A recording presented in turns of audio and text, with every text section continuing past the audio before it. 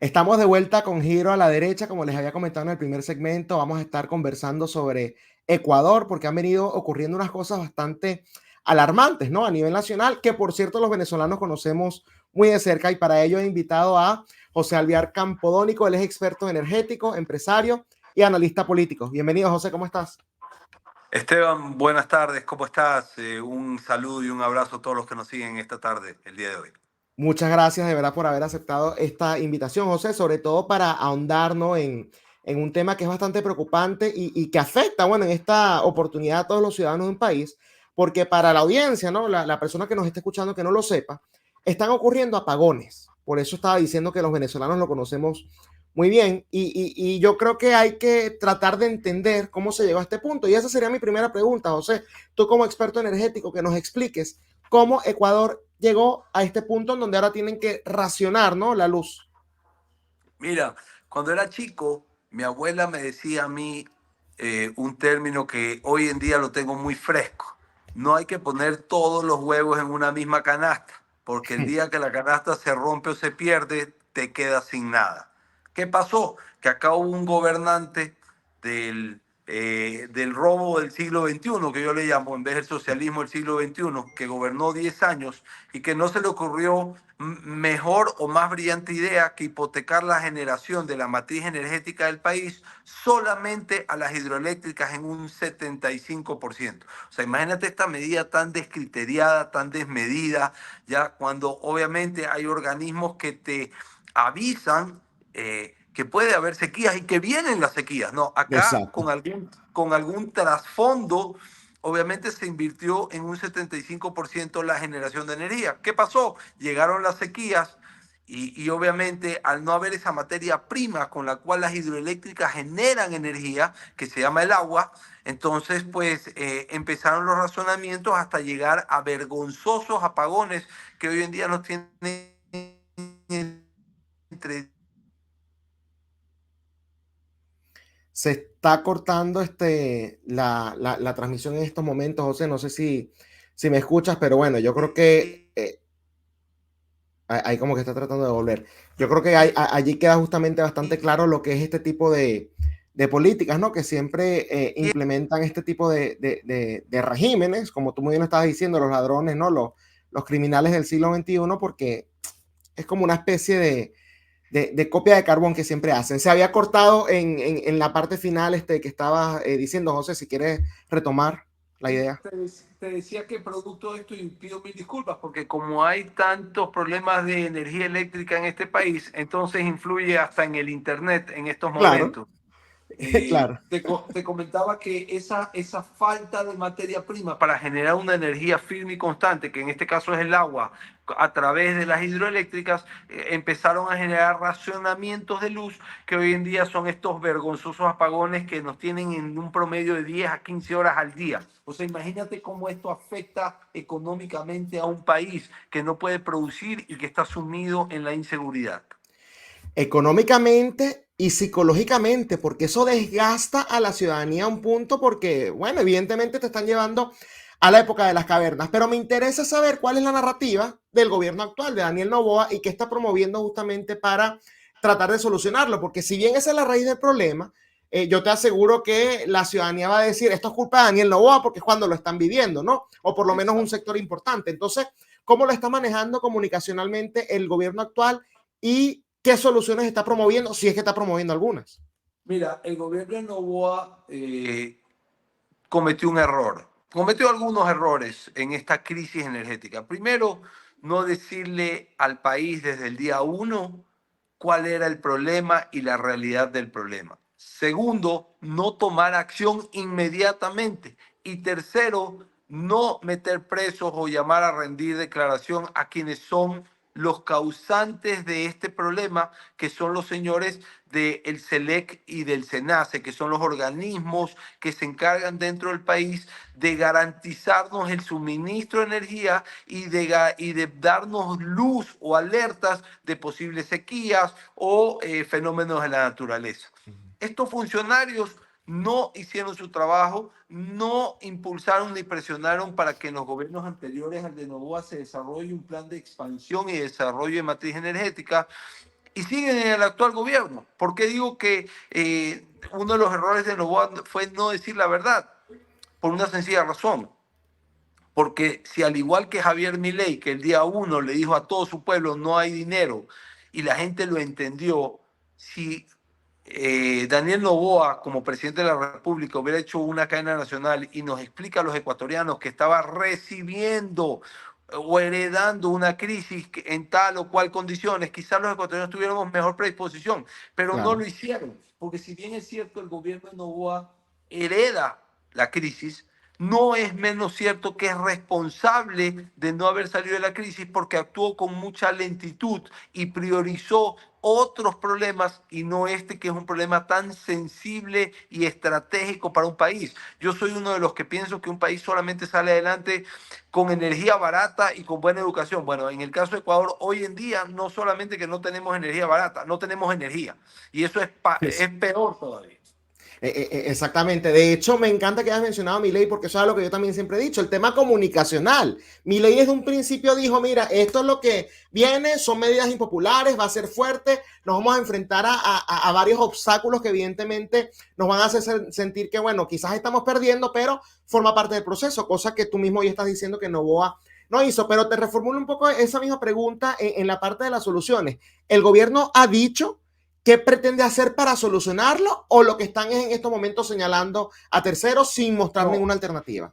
el gobierno ha tomado acción muy tarde. Tiene 9 meses en el poder y perdió fácilmente 7 o 6 meses tonteando en otras cosas. Y ya en la última parte del año, en el último trimestre del año, están contratando generación de energía, es decir, móvil, es decir, gente que pone térmicas en tierra y les venden la energía. Esto es triste también, porque Ecuador debería ser un país que no compre, sino que genere energía. Pero como lamentablemente hemos ido como el cangrejo para atrás y ahorita estamos en una crisis eléctrica terrible, entonces no queda más que comprar a productores de energía que pongan las térmicas en territorio ecuatoriano y que vendan energía y que el país les pague una determinada cantidad de dinero por kilovatio. Al igual de que han vuelto a retomar las negociaciones con Colombia, que hasta hace unos meses atrás nos vendía 400 megawatts hora a precios pues altísimos, pero como todo en la vida, oferta y demanda, y el precio lo rige la oferta y la demanda. Como nosotros no estuvimos preparados,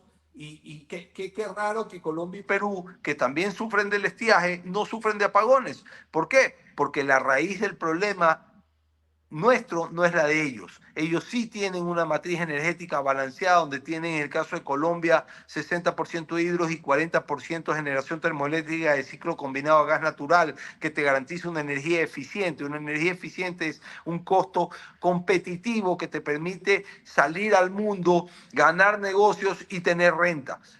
En nuestro caso no es así. Lo poco que hay de termoeléctricas tiene 53 años de antigüedad, generan con combustión, con altísimos cantidad de combustible, no es energía eficiente y obviamente pues no en generación termoeléctrica no pasamos en los 750 megas, cuando el país lo que requiere de energía, lo que demanda de energía es alrededor de 3.500 megas y en hora pico hasta 5.000.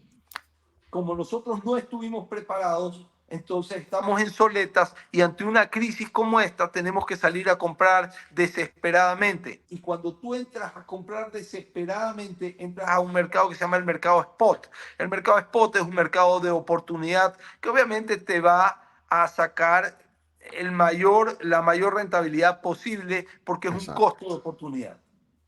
Es así. Me interesa también saber un poco para mezclar el tema de esta crisis que se está viviendo.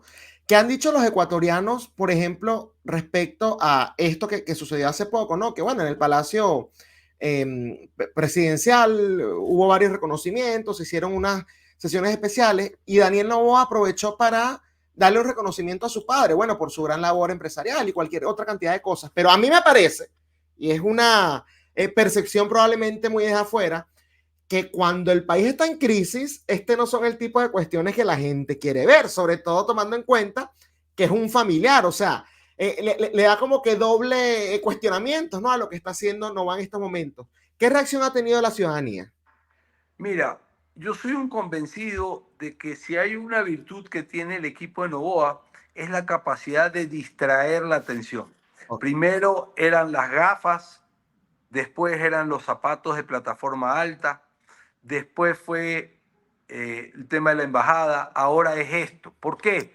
Porque como tienen una papa muy caliente, que es la falta de luz y que tiene con malestar terrible a todo el país, y a la par tienen una campaña electoral que está corriendo, Ujú.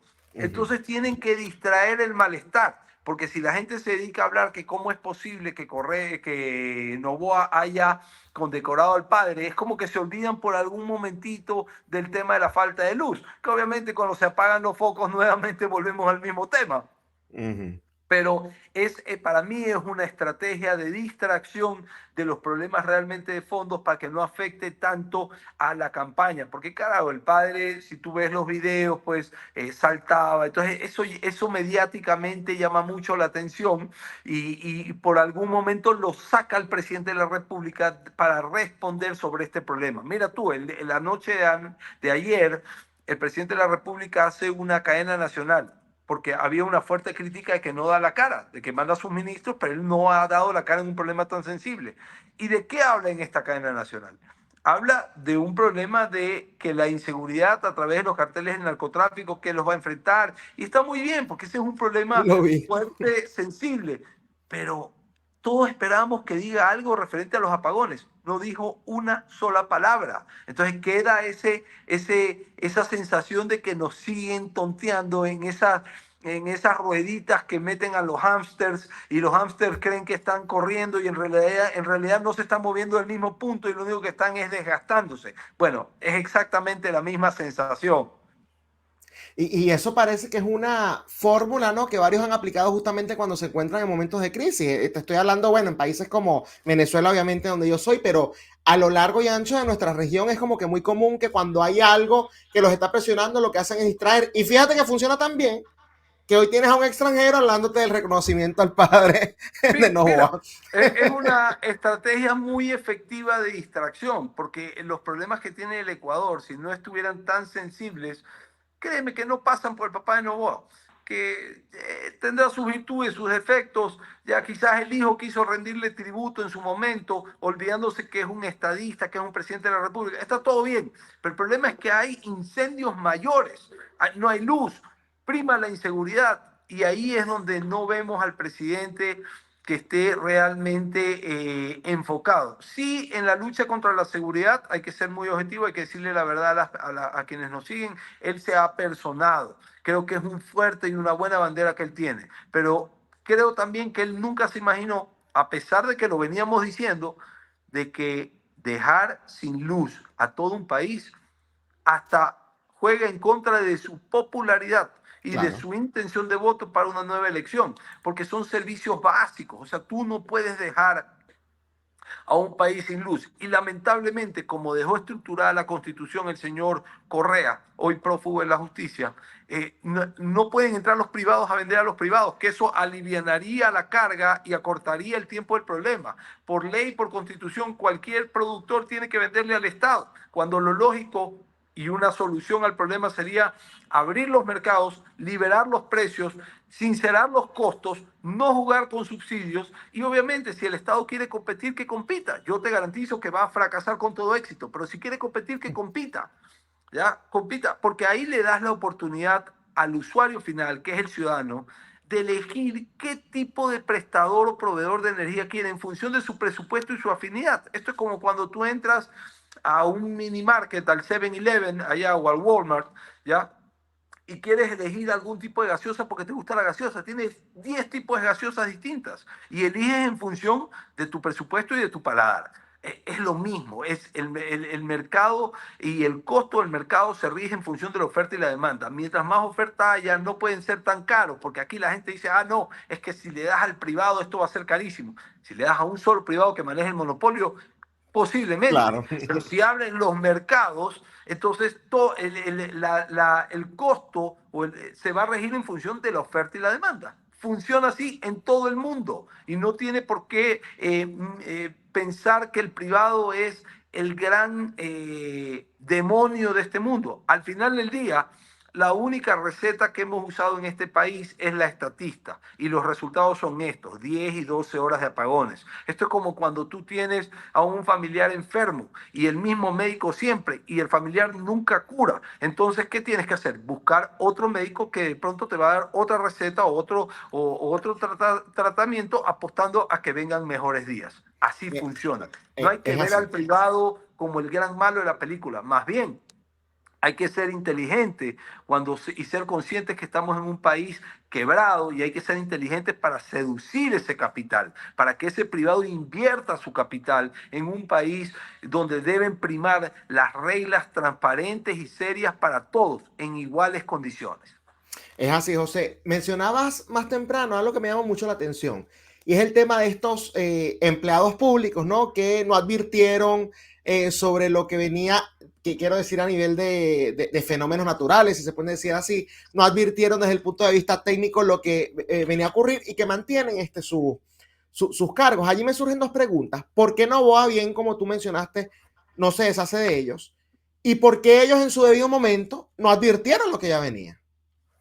Mira, es la misma pregunta que yo me hago con indignación desde el Ujú. día sábado cuando veo que quien era gerente del SELEC y que aparte fue jefe del Departamento de Desarrollo y Expansión de la Matriz Energética por los últimos 6 años, el día sábado lo ascienden a viceministro de Energía. Entonces, créeme que yo me doy contra las cuerdas, porque digo, a ver, pero ¿qué está pasando? O sea, viene un empresario que si bien es cierto se ha declarado de centro izquierda, porque eso es un detalle no menor y que hay que decírselo a la gente, para que la gente entienda que la visión que muchas veces tienen este tipo de perfiles, ¿a dónde nos tienen? No hay que dejarnos engañar. El tipo ha dicho públicamente que es de centro izquierda. Entonces, Sí. cuando vi que este gobierno premiaba a este mal funcionario, al cual está hasta denunciado en fiscalía, yo, o sea, no entiendo nada, créeme, no entiendo nada. O sea, digo, este no es el nuevo Ecuador que prometió este presidente. Esto es más de lo mismo. Entonces, esta es una cara nueva de la vieja escuela. Y eso es lo que el electorado tiene que aprender a identificar y no permitir que vuelvan. Aquí hay algo que es preocupante y tú también lo has mencionado, que es el tema justamente electoral. Porque evidentemente, fíjate, y podemos hacer un recorrido de los presidentes que han habido. Estuvo Rafael Correa, luego cuando él no pudo, entonces estuvo Lenín Moreno, que fue, digamos, parte de su mismo grupo, pero lo traicionó, todo lo que conocemos. Después vino Guillermo Lazo, era de la derecha liberal, por fin iba a venir a gobernar a Ecuador y sabemos el desastre que fue eso. Y ahora Novoa, que justamente representaba, ¿no? Ese cambio al cual tú estás mencionando. Con todo esto que está sufriendo, con todo esto que está pasando, ¿qué, digamos, puede significar esto justamente para el correísmo y bueno, para la oposición en general? ¿Tú crees que venga con más fuerza quizás en los próximos comicios del correísmo, que revivan a ese muerto que, bueno, quizás no estaba muerto del todo, pero ha perdido por lo menos los dos últimos procesos electorales presidenciales, ¿no?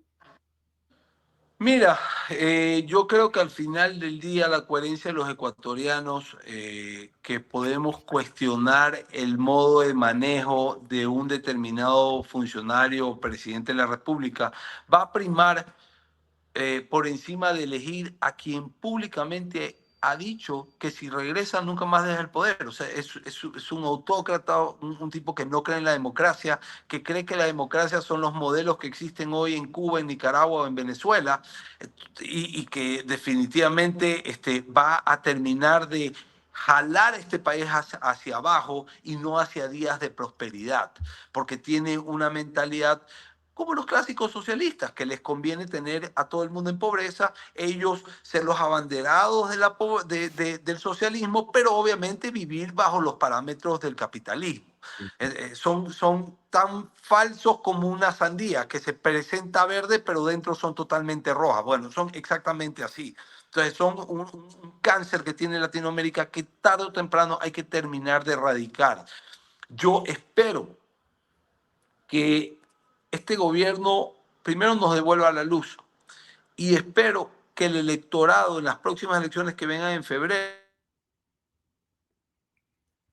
Ahí se acaba de ir tu señal, José. No sé si sigues todavía con nosotros.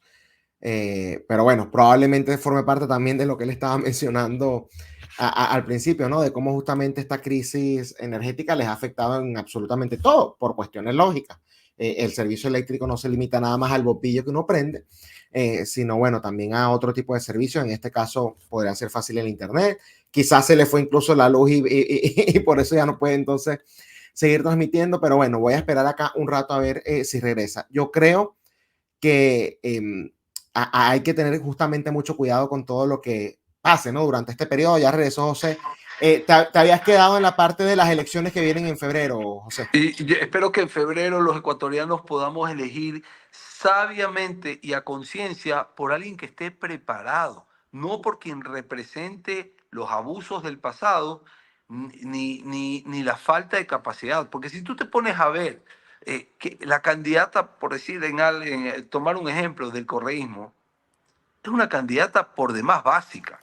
No ha aportado absolutamente nada. Fija su campaña en salir bailando por los pueblos, no ha hecho una sola propuesta. En esto sí juega un papel fundamental los medios de comunicación, que son quienes nos tienen que garantizar a nosotros, los electores, ya un filtro importante de estos candidatos para ir erradicando los farsantes.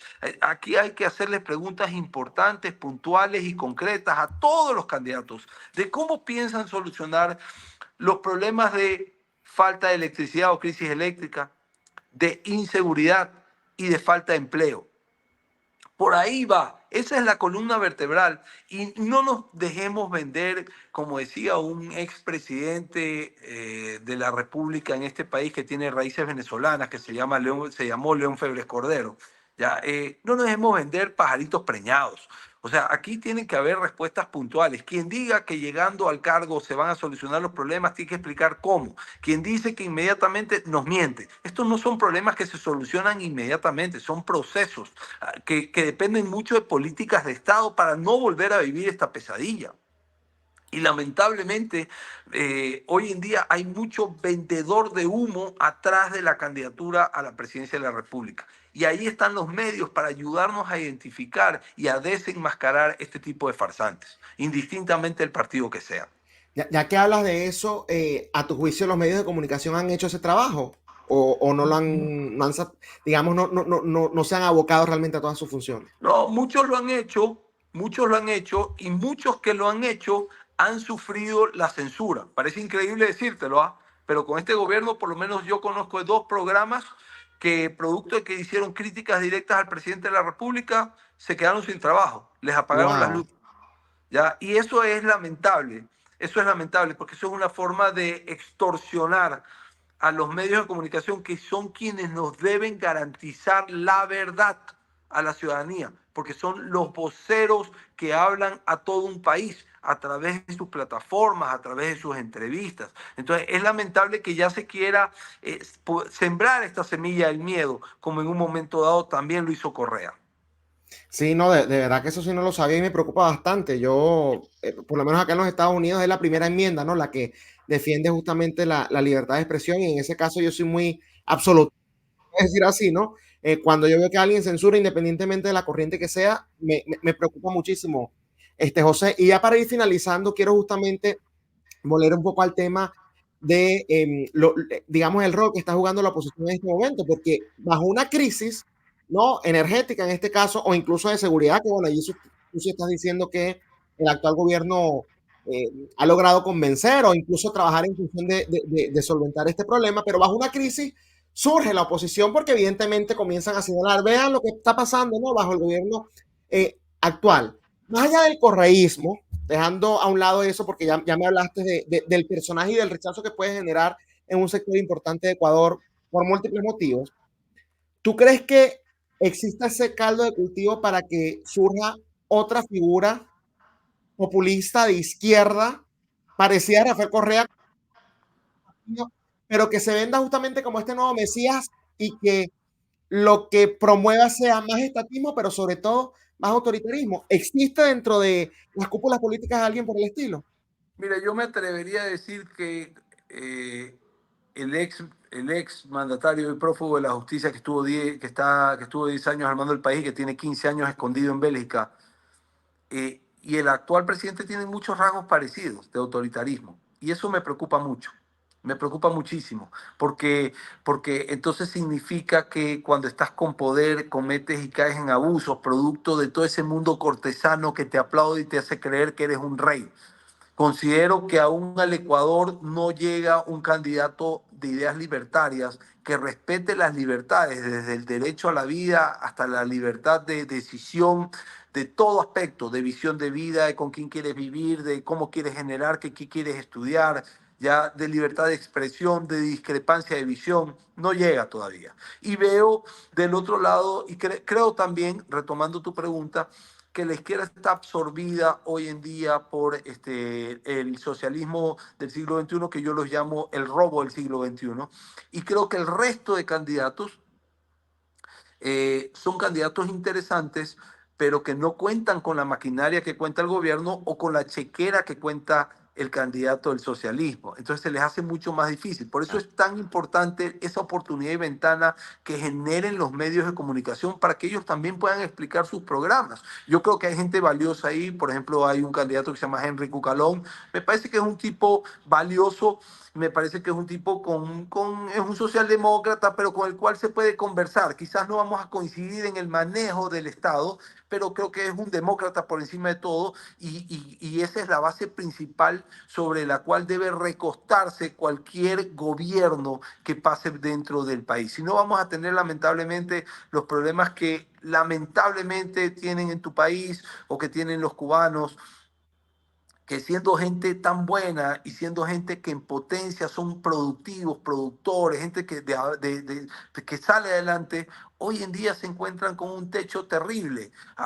Un Maduro o el presidente de Cuba, que ahora con la muerte del hermano de Fidel Castro, vamos a ver cómo queda, si es que no tambalea un poco ese sistema. Pero el problema en Venezuela es vergonzoso y más vergonzoso aún es ver, y perdóname, voy a decir algo que quizás sea políticamente incorrecto, pero es que tengo que decirlo porque me causa mucho enojo, es ver a un papa, jefe de la iglesia, que haga caso omiso a todos los abusos que pasan en Venezuela y sin embargo sí señale con inflexibilidad otro tipo de cosas, como que si Latinoamérica no existiera.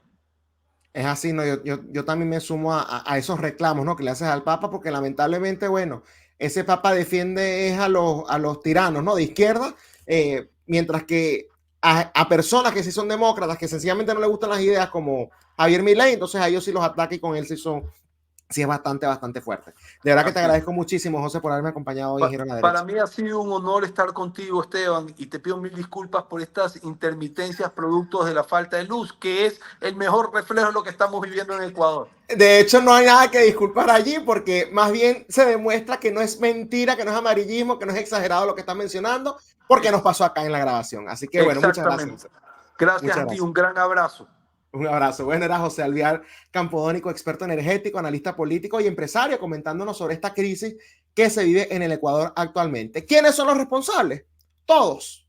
Los que se encargaron, como muy bien lo llama él, el prófugo de la justicia, de evitar esa diversificación energética, bueno, justamente para generarla, ¿no? Que fue Rafael Correa, como los que no tomaron las decisiones correctas a tiempo. Muy lamentable y espero que Ecuador logre salir de esta. Esto ha sido todo por hoy en Giro a la Derecha con Esteban Hernández, pero nos vemos nuevamente el día jueves por esta misma plataforma que es Contrapoder 3.0, el canal de la derecha en YouTube. Hasta el jueves.